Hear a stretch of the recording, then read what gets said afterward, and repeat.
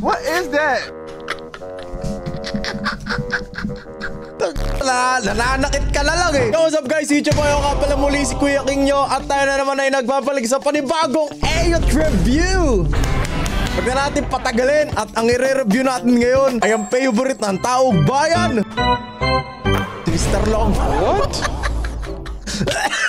May mga nagre-request. Nagbabasa ako ng comment. Huwag kayong mag-alala, no? May mga nagre-request na gawa ko ng review to si Mr. Longbam, si Mr. Mamen, okay? So, tagal ko na napapanood tong tao na to. Panoorin muna natin. Baka kasi marami pang hindi nakakilala sa inyo kung sino si Mr. Longbam, sino si Mr. Longbam. Basta siya daw yung nakagawa ng 4 points sa Pilipinas. Tapos siya daw yung Stephen Curry ng Pilipinas. Kaya sabi nila, malupit daw si Mr. Longbam, okay? Panoorin natin to. Actually, di ko pa napapanood yung ibang clips ni Mr. Longbam. Nakilala ko siya kasi nag-away sila ni Trinil, okay? Parehas magkamukha, nag-away.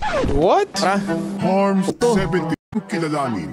Ayun, kamukha niya si no? Kamukha niya si Keeper Ravena na kulang sa ligo. Mr. Longbam! Tumira swak na swak, Mr. Longbam! Ito pala yun! Ito pala yun yung music niya. Agad, sumabay man dalawa, kada pihit pag nasilip na ang butas. Ako, minado ako. Hindi ko talaga sports ang basketball kasi badminton sports ko. Pero alam ko naman yung tama at sa hindi. Putik na yan. Ito, tingnan nyo ito ah. Ito na. Ila, code name, Mr. Longbam. Height, 5'9", position, shooting guard. Shooting guard? Rank 1 shooter ng... What? Rank 1 shooter ng Pinas. Sino ba malalakas na shooter sa Pilipinas? Wala akong kilala kasi na malupit na shooting sa Pinas eh. Kasi all around para sa akin si KQ, pati si Carl Tamayo, di ba? Malakas din Tom Rez. Alam ko sa Laguna rin tong court na ito eh. Pag ganun yung tira eh, no? Pag titira si Longbam, pag ganun eh, no? Okay, no?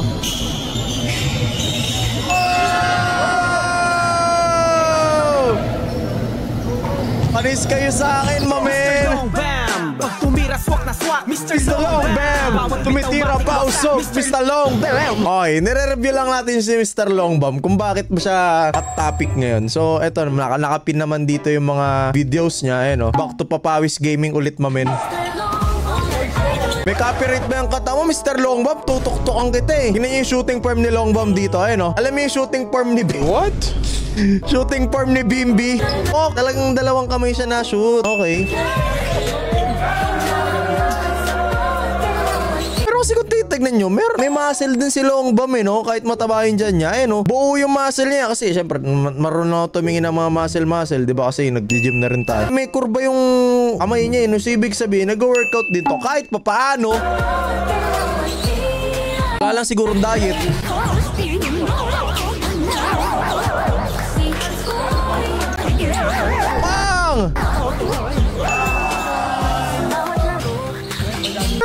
Kasi ang tanong ko dyan, bakit hindi siya binabantayan? Anong trip yan? Anong trip yan? Ano tayo? Ba't yung bantay? Kasi nakatry na ako ng mga Papawis games, no? May sensor na. Ito, nakatry na ako ng mga Papawis games. Hindi talaga sila nagbabantay kasi sinama ako ni Kuya Trinil nyo. Sa dulo ng video na to, ipapakita ko sa iyo yung ginaya ko si Longbam, no? Pero yun nga, guys, hindi talaga nagbabantay sa Papawis. Pero liga to eh. Wala akong nakitang liga na hindi nagbabantay, guys. Tingnan nyo. Di man lang nag-effort, di man lang tinalon. Alam mo yun? Bakit? Yung tanong ko, bakit? Or baka si Mr. Longbam yung nagpaliga. Kaya, maski ako, kung kasali ako sa liga, tapos nagbayad, si kunwari, si Sly, di ko siya babantayan. Tira! Tinan nyo, lalayo, tinan mo. What? Huh? What is that? Boom! Bakit hindi binabantayan? Ayun o. Isa pa yun, tinan mo, ayun o. Ito yung ito yung bantay. Ayun o, yan yung bantay. Marunong naman ako sumipat ng basketball, guys. Kahit hindi ako nagbabasketball. Kasi Pilipinas, addict tayo sa basketball. Kahit hindi nanonood, analyst ka. Ayun o. Ganun po magbantay. So guys, comment of the day lang po muna tayo, no? Dahil nagbabalik ang Ayot review natin, comment nyo dyan sa may baba kung ano ang mga i-review natin kalokohan or kung ano man. Mapa-horror man yan, wag lang politika, syempre. Comment nyo lang sa baba kung sinong gusto nyong i-review. At kung meron kayong gustong makita na kasama ko nagre-review, i-comment nyo lang din dyan sa may baba. Abutin nyo na ng 660k subscribers to channel na to. And tara, balik tayo sa video. Pasok!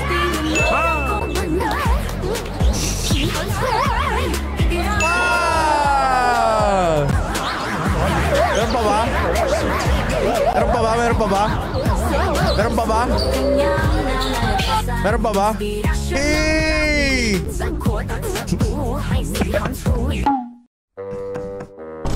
Okay, so ito na, napanood nyo na kung gaano kalupit si Mr. Longbomb maglaro. Okay, nakita nyo na sa video. Alright, napanood nyo na kung paano siya maglaro. Ngayon, ito yung actual na laro ni Mr. Longbomb sa Professional League. Okay, kasi meron pong nangyaring sitwasyon last week na si Mr. Longbomb pati si Jonah ay sumali po sa Professional League na tinatawag na PSL. Okay, para sa mga hindi nakakaalam, para sa hindi aware na nanonood sa atin kasi nag-e-youth review tayo. So sumali to, pati si Jonah. Si Jonah Renz ng Brusco. Pero kung ipapagkumpara mo kasi si Longbomb pati si Jonah kasi guys parang 1 taon or 2 taon siyang nanahimik sa internet tapos nag-focus na kaka-training ng basketball. So para sa akin meron siyang credibility kahit paano na sumali sa ganun liga. Though syempre maraming nagsisikap sa Pilipinas na basta maraming magaling sa Pilipinas mag-basketball. Hindi pa rin natin mabavalidate na porket nag-training siya ng 2 years mas deserve niya na or mas deserve. Ewan ko basta ayoko magbigay ng deep analysis doon. May sinasabi ko lang yung mga nababasa ko sa internet na may mga nag-post na bakit daw yung mga sandali, papakita ko na lang sa inyo. Ito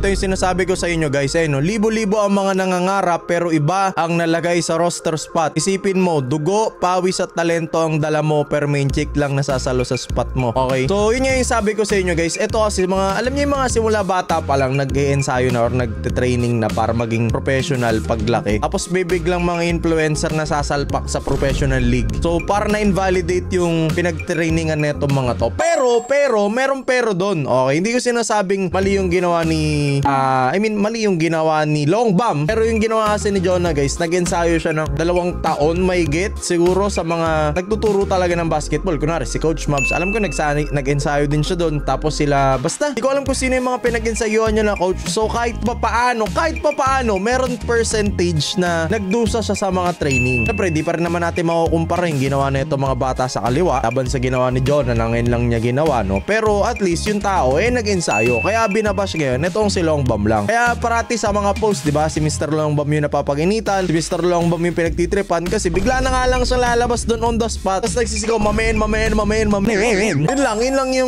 lang yung naging issue ngayon. Tapos ito pa, panoorin na natin yung video niya na kasali siya sa PSL or doon sa Professional League. Nakita nyo kanina, di ba? Grabe yung mga tres niya, di ba? Yung stress niyang ganun no? Ito. Panoorin nyo to. Yan na. May copyright yan Ikaw na bahala boy kung tanggalin mo na lang yung copyright. Tignan nyo pisikalan tayo mamen, Mr. Longbomb to. Ito na yung professional na basketball, yung PSL. Alam, PSL ba to? Ito. Pilipinas Super League, tama nga, PSL. Tira mo agad! Boom! What is that? Nananakit ka na lang No. Pero Beyblade, bang! Beyblade! Boom! Beyblade! Gigilay mo kayo.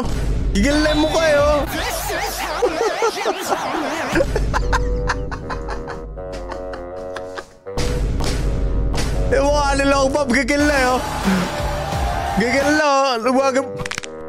Di ba yung mga pag nagpipigil lang gigil yung bumubukol-bukol yung mukha? Gigil na putek na yan. Ay, nako. Ayun, nananakit na lang Tignan nyo. Kita nyo, siniko pa patagilid. Sabog, ayun. Kita sa camera, hindi pinituan Natatawa na nga lang yung mga nanonood. Tingnan mo tong si Manong. Kasi ito, kamukha pa ni Street to. What? Bang!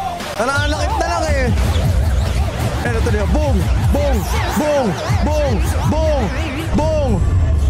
Alam mo yung kada takbo niya? Boom! Parang kung meron lang stats yung paniniko. Siguro mataas na stats na ito. What? Boom! Binanggarin siya na itong isa Kulit kasi.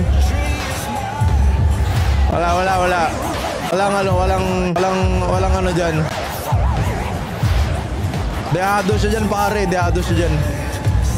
Pero at least sports pa rin siya. Pero pare. Hindi dapat yung ganun ni pare. Ngayon natutuwa na ako sa mga basketball ngayon. Larong labas, larong ganito. Hindi na masyado nagsasakitan tulad dati na balyahan talaga. Pero yung si Longbam, grabe naman to pare. Pag ako binalyaw ng ganito, bakbaan na yun mamen. Bakbaan na yun. Tapos, ito na yung next issue na nangyari. Ito kasi guys, ito si Jerry Esplana. Alright pa, hindi nakakakilala. Siyempre, ang kilala lang naman na liga ng mga normal na tao ay PBA or MPBL. MPBL yung kay Manny Pacquiao. Tapos o kaya NCAA, UAP or NASCO saan naman na ngayon eh. So ang sabi nito ni Commissioner, napanood ko yung laro nung Longbam. Ito si Mr. Longbam. Real talk lang. When he was inside, ang slow ng offense ng team niya. Andun lang siya, walang takbo rito or takbo roon. Parang disarray yung offense. Kasi nga, yung mga laro talaga ni Longbam, pagpasa, rekta tira. Nag-aabang talaga siya. Nag-aabang talaga si Mr. Longbam ng pasa. Tapos ititira niya, tapos sisigaw siya, Mamen. Kasi ito yung sabi ni Longbam, Commissioner to kumbaga, ito yung principal sa eskwela nyo, tapos ito yung estudyante. Ang sabi niya dun sa principal, pwede naman tayo mag 1v1 commission. What? Pwede naman tayo mag 1v1 Commissioner para makapag-comment din ako kung ano rin ang dala mo sa loob ng court. Real talk lang din.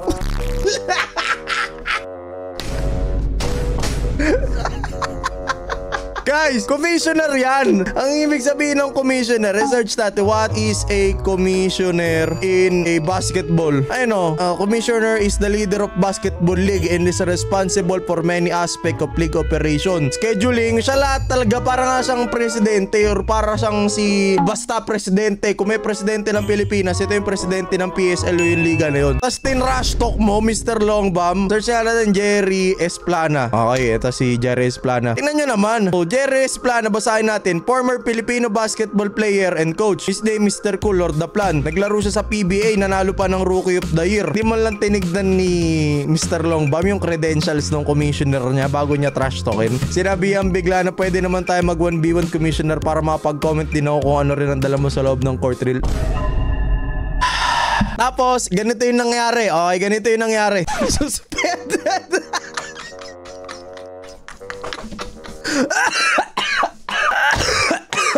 Siya lang yung na-suspend. Siya lang yung na-suspend na walang sinuntok, walang inambag at walang in-score. Basahin natin. PSL or Philippine Super League and suspend and harm sweep for unsportsmanship like conduct. The PSL suspended harm sweep of top tier Batangas and fined 15K for violating. Kupal kasi. Tiraulo talaga eh. Nagalit yung commissioner. The PSL is a professional league and will expel all participants to conduct themselves with the utmost respect sportsmanship. Sabi ni Commissioner Esplana, disrespectful behavior, blah blah blah. Kupal kasi si Longbam pare. Pero siguro barya lang kay Longbam yung 15K, pero ewan ko ba. Panoorin nga natin yung video ni Longbam dito sa Facebook. Hanapin natin yung mga video ni Longbam. Wala makakapigil. Ito, meron pala siya Longbam TV. Ito. Kasi may copyright Longbam TV. Ayun na. Kasa mo, ito yung sinasabi ni Commissioner. Nag-aantay lang kasi si Longbam ng spot, sabay rekta tira. Nambabalya pa nga Pero mo, nambabalya pa pag binabantayan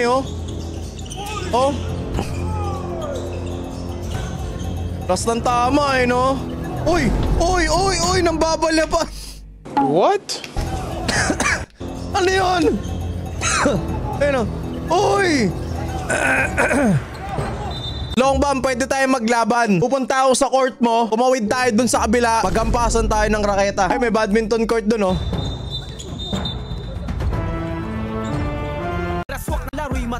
Mr. Longbam! May laro kayo dito sa Rising Hopes. Game versus Church Table versus Tabut Club Manila. Sige nga, panoorin nga natin. Nasa yung highlight ni Longbam dito.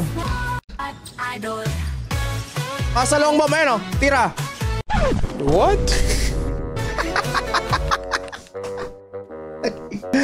Ay, nako. Bakit ganun? I-mute ko nga ba ayun, nag-away na siya. Nag-away na. Inaasawa si Longbam Wala namang problema kasi doon pag nagbabantayan na ganun pare. Kasama sa laro yun. Kasama sa laro yan. Kita mo, binabantayan siya, nagagalit siya. Tinan mo, yan na. Binangga. Pang!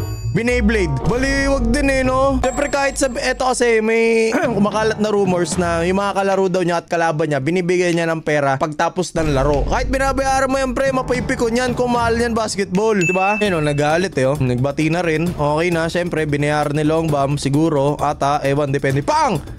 Pagang siya! Oh, dinouble team pa eh, no? Dinouble team pa eh. Para di mo... Ay! Napakalupit naman nun, tol. Napakalupit naman nun. Wala naman isang tres pa dyan, Mr. Longbam. Uy! Di kayang-kayang abutin yun, tol eh. Kayang-kayang abutin yun eh. Anyway, ay. Kala ko papasok yun. Ako, mabibili ba pag pumasok yun? But anyways, panoorin nga natin Jonah PSL para makumpara natin yung galaw ni Jonah pati galaw ni Longbam. Okay? Kasi, di ba na. Si Jonah, ito yung sinasabi ko sa inyo guys na dalawa silang influencer yung pumasok doon sa PSL. Tapos si Jonah hindi kinakanti ng tao kasi nga nag-training nga. Tsaka may natuto na eh. Kahit pa paano natuto na eh. Ayun o, tinan nyo. Kahit pa paano natuto na si Jonah eh. Ayun o, pumipesto ng matino. Tama ba yun? Ayun o. Tama na yung pestuhan niya eh. Tama yung pestuhan niya eh o. Marunong na magdala ng bola. Ayun lang, sumabit.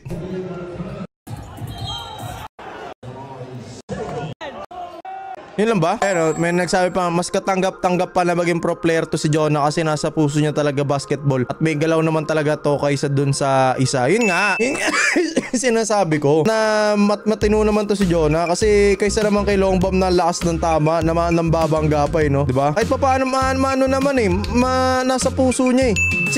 No? Ako kasi guys, sa paniniwala ko, hindi mo kayang gawin ng isang bagay for 1 year or 2 years mahigit kung wala sa puso mo yung ginagawa mo. Legit yun. And ako nire-respeto ko si Jonah doon na alam ko ilang taon na siya nag-training, no? Nire-respeto ko siya doon kasi ibig sabihin, gusto niya talaga mag-basketball, diba? May hilig talaga siya mag-ball. At saka alam ko, dati pa, nung nakatira pa si kuya, wala na ako sa iter noon eh, nandun ako sa Pampanga. Dumayo yung mga yan para may pagbola kila kuya Doggy doon sa Pampanga. So, alam natin na interesado talaga siya magbola, diba?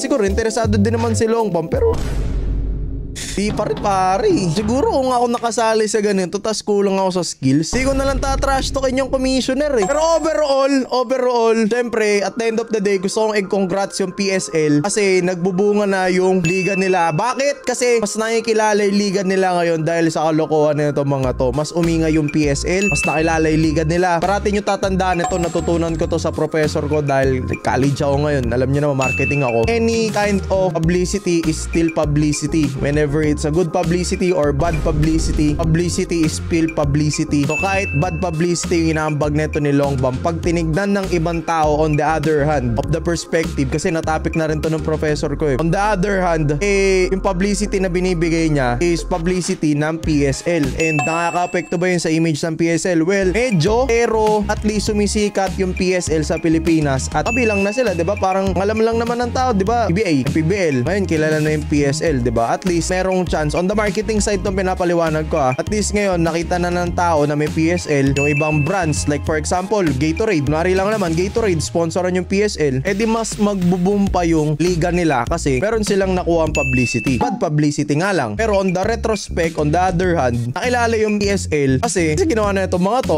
Okay, so at the end of the day, panalo pa rin yung liga. Pero talo si Longbam kasi sinisira niya yung sarili niya. And take note, ang downside ng bad publicity is kapag namatay na yung hype mo, pag nag-die down yung hype mo as bad publicity, or kahit sumikat ka man lang, the only way is redemption arc, which is kumuha ng good publicity. Ako, tingnan natin kung gagawa ba ng good publicity si Mr. Longbam. Nabigyan ko na naman kayo ng free marketing tips na natutunan ko sa eskwelahan. Okay, ayun lang, at the end of the day, kita nyo yung ginawa ni Sanderford sa sarili niya, sa branding niya. Nakilala yung nag-retoke sa kanya, nakilala siya as Sanderford kahit bad publicity dati, diba? So at the end of the day, bad publicity is still publicity. Nakilala siya. Ganito rin yung ginagawa ginagawa ni Longbam, pero kasi in a bad way. So kung hindi gagawa si Longbam ng good publicity dito, wala siyang redemption. Paganon ng paganon nyo. Okay. So tigilan na natin tong AOT review. AOT review po ito, hindi po ito marketing school or hindi po ito school. Mga kaibigan, okay. That is it for today's episode. Maraming salamat. Ako nga pala muli si Kuya King. Kapag bigyan ko na kayo sa AOT review, kaya magalala, dadalas-dalasan ko pa yung mga ganitong review. And let me know down in the comment section kung sinong susunod dating i-review para alam ko lang. Okay, kasi nabasa ko lang naman yung review comment nyo sa may baba. So paalam, ingat kita kids.